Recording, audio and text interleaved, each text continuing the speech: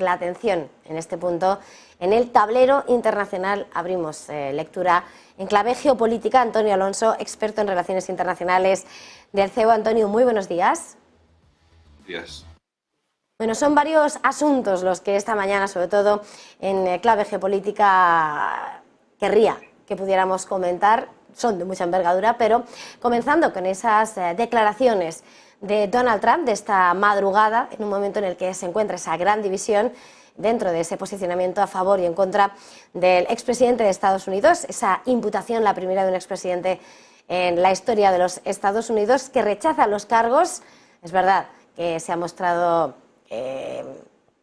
bien de cara a lo que han dicho los analistas, de cara al Tribunal de Manhattan en ese procesamiento, pero cuando ha hablado esta madrugada, ese tono que caracteriza a Donald Trump, ese tono envalentonado, negando las acusaciones y posicionándose, defendiendo, ¿no?, lo que es su candidatura a las presidenciales de 2024, parece coger fuerza. ¿Cómo ve lo que está pasando en torno a esa imputación y ese rechazo de las imputaciones que hace Donald Trump?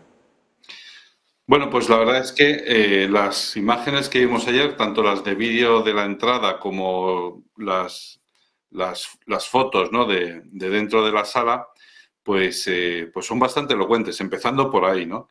La llegada es espectacular, lógicamente, porque a las puertas del juzgado hay detractores y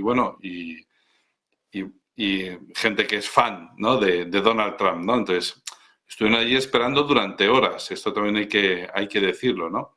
Y bueno, pues lógicamente hubo gritos de un lado y de otro, y no sé si hubo enfrentamientos, creo que no, pero bueno, gritos de un lado contra el otro, eso por supuesto, ¿no? Y luego la entrada de Donald Trump en el juzgado. Resulta que, no sé, a lo mejor fue un despiste o a lo mejor fue hecho a propósito, pero la cuestión es que entra un policía y en vez de sujetarle la puerta al que viene detrás, que esto es algo de norma de educación básica, no sé, seas policía o seas barrendero o seas, yo qué sé, lo que sea, pues no, resulta que es Donald Trump él mismo con sus propias manos el que tiene que sujetar la puerta para que no le den todas las narices y seguir para adelante. Esto es un detalle bastante llamativo, porque a ningún expresidente se le ha tratado así, que yo sepa, en un acto que está siendo grabado y retransmitido en directo para medio mundo, ¿no? Eso para empezar. Es un acto humillante para Donald Trump el tener que ir a la sede del juzgado a afrontar ese tipo de acusaciones. Él, yo creo que lo afronta, iba a decir de manera estoicista. Ahí ya entran valoraciones personales. Yo no sé si lo hace de manera estoicista o con humildad, diciendo, bueno, pues a ver qué me cuentan aquí estos señores, ¿no? Lo que sí es que la apariencia es de respetuoso silencio y ya está. Quizás sea una estrategia procesal, es decir, en el sentido de que el abogado le habrá recomendado que no haga ni siquiera una muestra ligera de demostrar qué es lo que está sintiendo o pensando en ese momento, sino simplemente de escuchar respetuosamente. No es la primera vez que Donald Trump pisa un juzgado y, por lo tanto, sabe cómo actuar en ese momento. Ya digo, no sé si es un sentimiento sincero, una actitud sincera, o simplemente está actuando pues como cuadra con el personaje que es Donald Trump, ¿no?, que es un actor y que, en fin, es un hombre, principalmente es un hombre de los negocios y sabe cómo manejarse en cada situación. Y lo cierto es que, claro, es un contraste radical en la actitud en el juzgado y la actitud ya en su set, ¿no?, en su escenario de allí, ¿no?, de Mar-a-Lago, que es su casa, ¿no? Y entonces él se sienta a gusto con sus simpatizantes, con sus seguidores, ¿no? Y bueno, en fin, pues ahí es donde pronuncia su discurso y distribuye sus mensajes, ¿no? Que esto es muy interesante. Y efectivamente,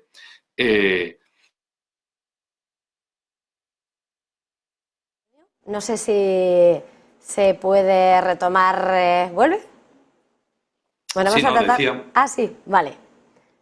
decía que ahí se le acusa de 34 cargos que aquí en España puede generar algo de confusión porque no son 34 delitos, pues ha asesinado a una persona, ha atropellado a otra, no, sino que son 34 cargos, pero que al final todo va a lo mismo, que es falsificación de registros mercantiles, ¿no? Es decir, de los negocios, es decir, de registros contables, perdón, de tal manera que es un delito contable. Aquí la cuestión es que detrás de ese delito contable hay otra serie de acusaciones, que es prácticamente lo que le pasó a Al Capone, ¿no? Al Capone le pillaron, le metieron en la cárcel por una cuestión de Hacienda y tal. Bueno, pues esto es semejante, ¿no? Es decir, que a través de un delito quieren llevar a la cárcel a Donald Trump por otro delito mayor, que es, digamos, al final algo relacionado con la poca limpieza en campaña electoral, ¿no? Entonces, eso ya es un delito mayor, un delito que, digamos, tendría más implicaciones políticas. Pero la cuestión de lo que le acusaron ayer, sinceramente, y por eso ha tardado tantísimo tiempo en llegar al juzgado este caso, porque se empezó a desestimar, se empezó a retrasar la cuestión, porque es que cualquier juez o cualquier fiscal que lo viera, pues sinceramente no podía tomárselo en serio. O sea, te lo puedes tomar en serio, por supuesto, pero la cuestión es que se prevé que va a acabar en nada, por una sencilla razón. Primero, la relación sentimental o lo que sea, o lo que surja entre Stormy Daniels y este señor, pues se remonta hace ya 15 años. Bien, de lo que se le acusa de falsedad en registro contable, eso sucedió en el año 2016. Digo, sucedió. Ahora bien, la cuestión del jurado, o lo que tiene que demostrar la acusación, el fiscal, es que él cometió ese delito, o que él dio orden de cometer ese delito. Y hasta que se demuestre lo contrario, Donald Trump es inocente. Sin embargo, en la prensa pues ya se le tacha de culpable. Hasta que se demuestre lo contrario, este señor es inocente. Y la cuestión es que va a ser algo muy duro demostrar que este señor pagó a su anterior abogado pues para que hiciera ese pago. Ese pago y otros pagos, porque no es solo con Stormy Daniels, sino también contra otra modelo de Playboy y un portero, en fin. Señores, es que eso es difícil de demostrar. Va a ser difícil demostrar porque al final es la palabra del abogado contra la de Donald Trump. Van a sacar un documento firmado por Donald Trump diciendo entréguese a esta señora tal cantidad de dinero. Lo dudo mucho. Entonces, va a ser muy difícil que el fiscal demuestre la culpabilidad de Donald Trump, con lo cual se reduce todo a un espectáculo. Según he leído, según tengo entendido, el juez Merchan, pues, que es el de origen colombiano, que es el encargado de esta causa, dice, huye de los circos mediáticos. Pues es lo que tiene montado ahora mismo, porque sinceramente es para lo único que va a servir, para al final no demostrar que Donald Trump es culpable de todo eso, que a lo mejor lo es. Pero la cuestión es que en un sistema judicial como el americano, de lo que se trata no es del...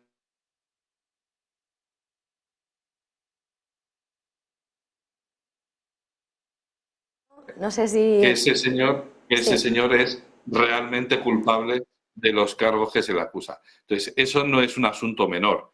Y la cuestión a lo que iba es que al final todo se ha convertido en un circo mediático y para lo que va a servir es para poner a Donald Trump en el centro de atención de todos los medios de comunicación. Esto en campaña electoral es fundamental, porque para bien o para mal tienen que hablar de ti. Y cuando ya obligas a una serie, no a una persona, sino a millones de personas a posicionarse frente a esta cuestión, pues ya tienes al candidato puesto en el candelero pues durante muchísimo tiempo. Y la cuestión es que han fijado la próxima vista para diciembre. Con lo cual, ya nos metemos de lleno en el año 2024, que es el año electoral por excelencia. A tiempo para las primarias, etcétera. ¿Quién va a impulsar la popularidad de este señor? Pues este caso, entre otras cosas, ¿no? Porque tiene otros casos abiertos que son un poco más escandalosos o tienen más recorrido judicial incluso, pero este en concreto, que ha causado tanto revuelo mediático, pues a lo mejor precisamente lo están utilizando los demócratas o lo han impulsado los demócratas para, digamos, para dar una imagen de un señor que se las da de muy religioso y de muy valores tradicionales y resulta que pues le puso los cuernos a su mujer en su momento, no sé qué. Bueno, pues veremos si no se le vuelve en contra a esta iniciativa de los demócratas, porque la sospecha última es precisamente esta, que esto no es un caso que ha llegado de manera natural al juzgado y sigue su curso natural, sino que ha recibido un fuerte impulso por los demócratas o, por decirlo de alguna otra manera, está motivado políticamente. Es decir, que no se intenta buscar la verdad o defender la justicia y el derecho, sino que está motivado políticamente. Solo esa sospecha ya hace que incluso algunos demócratas se lo piensen y digan, hombre, es que ¿hasta qué punto hemos llegado? ¿Hasta dónde hemos llegado?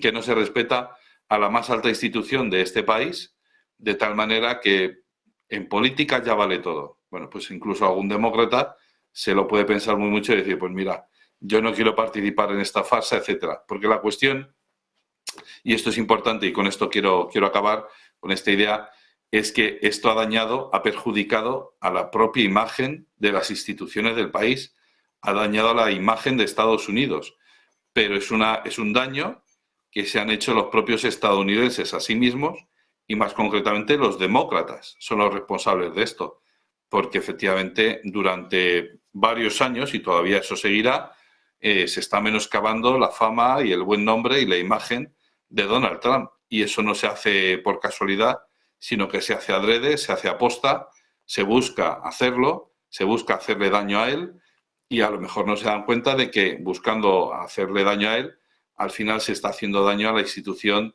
al prestigio de la imagen del presidente de Estados Unidos.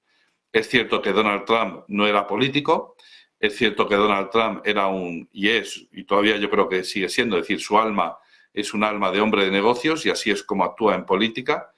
Como presidente de Estados Unidos en sus relaciones con el exterior se ha visto fenomenalmente cómo él ha utilizado sus artimañas y sus armas de hombre de negocio en sus relaciones con otros países, pero la cuestión es esa, que bueno, pues él en ese momento es presidente de Estados Unidos y sin embargo ha recibido una cantidad de ataques furibundos que ya digo que al final lo que acaba haciendo es menoscabando la buena imagen, el buen nombre de la institución del presidente de Estados Unidos. Antonio, no nos queda mucho tiempo, pero hoy en la agenda del día está ese viaje de Macron y von der Leyen, cita y búsqueda a ese socio comercial, a esa segunda potencia del mundo, a China, y la mirada puesta en Xi Jinping, que por otra parte parece que tiene la mirada más puesta en Francia como interlocutor, como peso en la Unión, como peso en el Consejo de Seguridad de la ONU.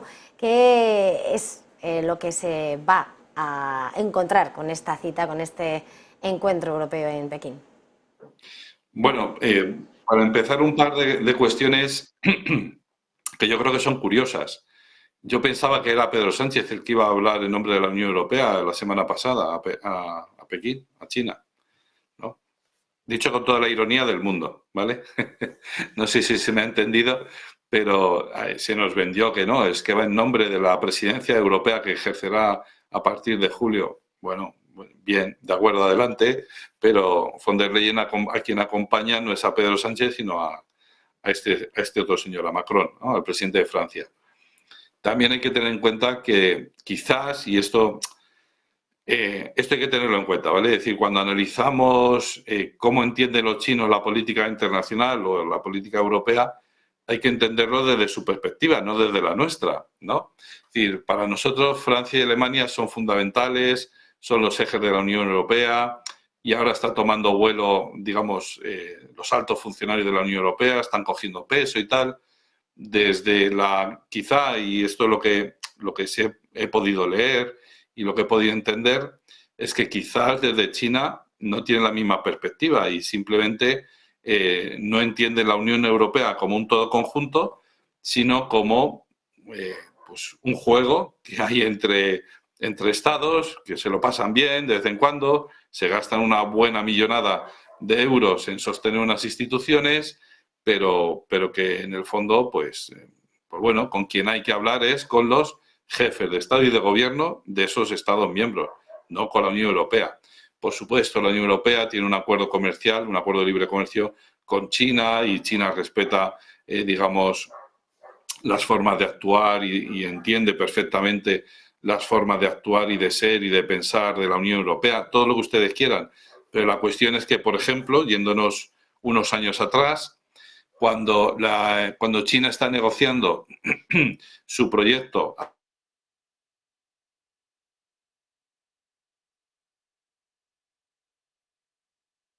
¿Antonio? ¿Antonio? Sí, Ah, te estabas... ya hemos vuelto. Vale, vuelves con esa idea puesta de cómo... Que antes, Sí. sí, bueno, que antes de la pandemia ya estaban negociando el tema este de la nueva ruta de la seda, y la Unión Europea se plantó y dijo no queremos participar en su proyecto de la nueva ruta de la seda. Y China lo aceptó y a renglón seguido se puso a negociar con cada uno de los países de la Unión Europea. Y muchos de ellos empezaron a aceptar. Gran cabreo de Borrell en ese momento, que dijo, hombre, esto no es de recibo. O sea, que todos aquí en abierto, públicamente, en Bruselas, decimos no al nuevo proyecto de la ruta de la seda, y luego ustedes vuelven a sus capitales, porque esa es la expresión que utiliza Borrell, y entonces ustedes llegan a acuerdos con China. Dice, eso no es aceptable. Por lo tanto, ¿qué podemos esperar de esta visita de Macron y de von der Leyen a China? Bueno, pues efectivamente, pues una ampliación de sus relaciones, un fortalecimiento de las relaciones.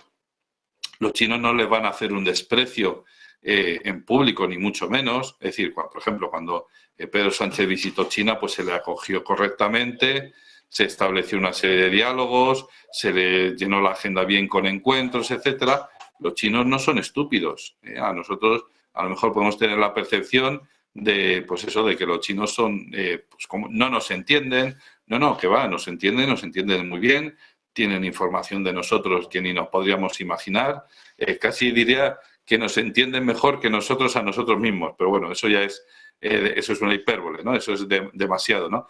Pero la cuestión es que efectivamente les van a tratar muy bien, les van a escuchar, les van a suministrar los mensajes que les quieren dar, tanto por un lado como por otro, pero si lo que buscan von der Leyen y Macron es que abandone a Putin, pues se van a encontrar con un muro, porque primero China tiene su propia agenda y usará a sus vecinos y aliados en la medida en que le beneficien a China.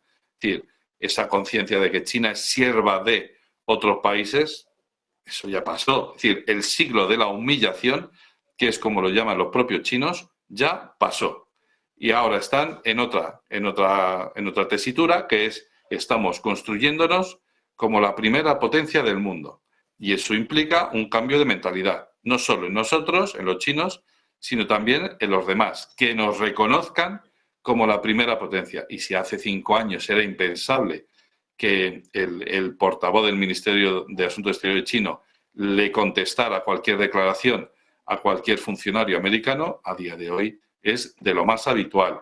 Salen los americanos y dicen, ojito con venderles o suministrarles armas a Rusia. Respuesta del portavoz del Ministerio de Asuntos Exteriores. ¿Y quiénes son ustedes para decirnos nada a nosotros de lo que podemos o no podemos hacer con nuestra vida y con nuestra independencia y con nuestra soberanía? El escenario ha cambiado por completo. Por eso esta visita de Macron y de von der Leyen es relevante en ese sentido, en el sentido de que efectivamente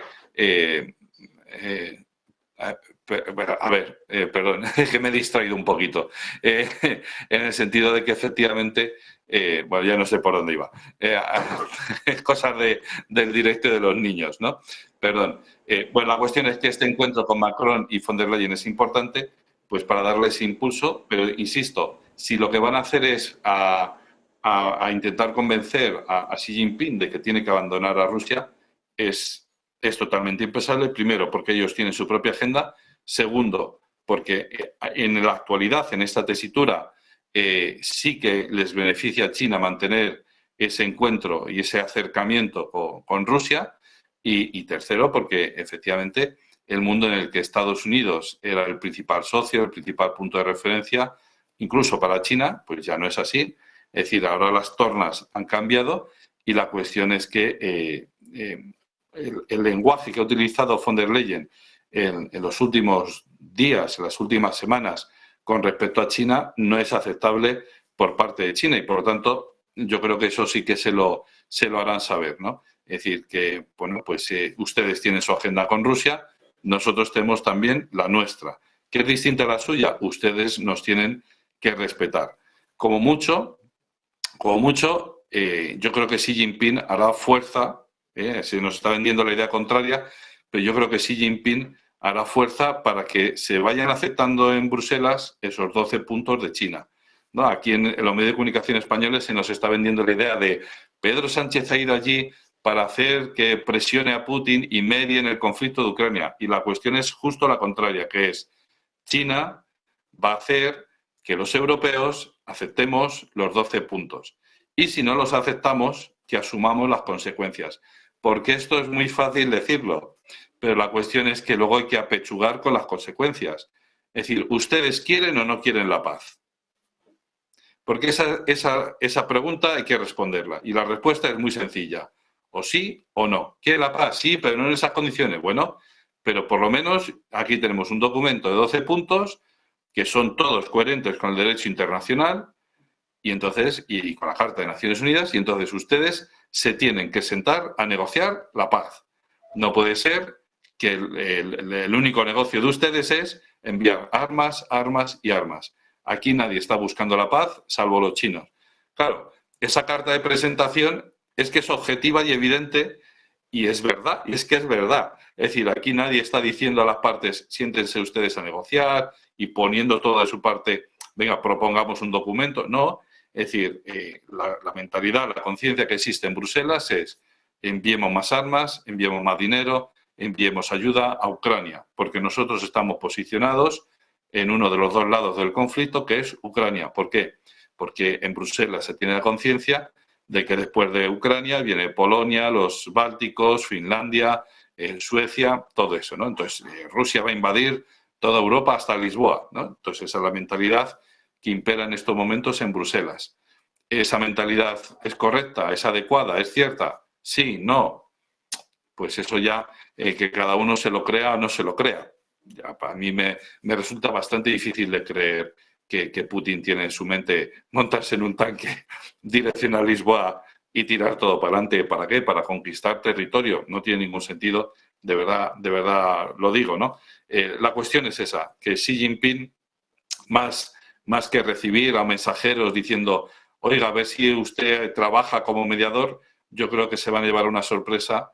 A estas alturas yo creo que ya no es ninguna sorpresa, pero vamos, yo creo que se van a llevar von der Leyen y Macron una sorpresa y les va a hacer acatar los 12 puntos, porque o bien o nos sentamos a negociar la paz o ellos mismos están dando señales de el único camino es la guerra. Y ese es un camino muy peligroso, porque ese es un camino siempre ascendente. Y cuando se desborde el conflicto y el conflicto escale horizontal y verticalmente, la gente que tenga dos dedos de frente dirá, bueno, pero esto es culpa de Putin. Seguro, todo es culpa de Putin. Solo Putin insistió en el camino de la guerra. No hubo ninguna propuesta de paz. Y ahí cualquier persona echará recuerdo, echará memoria y dirá, hombre, hubo algunas propuestas de paz. Lo que pasa es que eso era inaceptable porque había que ganar la guerra. Hombre, bueno, antes de que lleguemos a esa escalada de la violencia y de la guerra y que desborde los límites de Ucrania y, bueno, pues, y de los materiales que se utilizan en la guerra, pues paremos, reflexionemos si nos sigue conveniendo a día de hoy continuar el conflicto y seguir enviando armas y que resista Ucrania hasta el último ucraniano, principalmente porque será hasta el último ucraniano. Es decir, excepto los 8 millones de ucranianos que han huido del país, ¿qué más queda? ¿Qué más queda en Ucrania? ¿No? Es decir, ¿cuántos soldados jóvenes y no tan jóvenes quedan en Ucrania ya? Si ya han pasado casi todos por la picadora de carne de Bakhmut, ¿no? Entonces, la cuestión es esta visita de Francia y del presidente francés y de von der Leyen, yo creo que es importante también por esa, no solo por los aspectos comerciales, que también serán importantes y serán tratados con toda seguridad, sino también por la cuestión política de la guerra de pues Ucrania. La seguiremos muy de cerca ese análisis. Antonio Alonso, experto en relaciones internacionales de la Universidad CEU San Pablo. Ha sido un verdadero placer. Feliz jornada, felices días. Gracias, igualmente.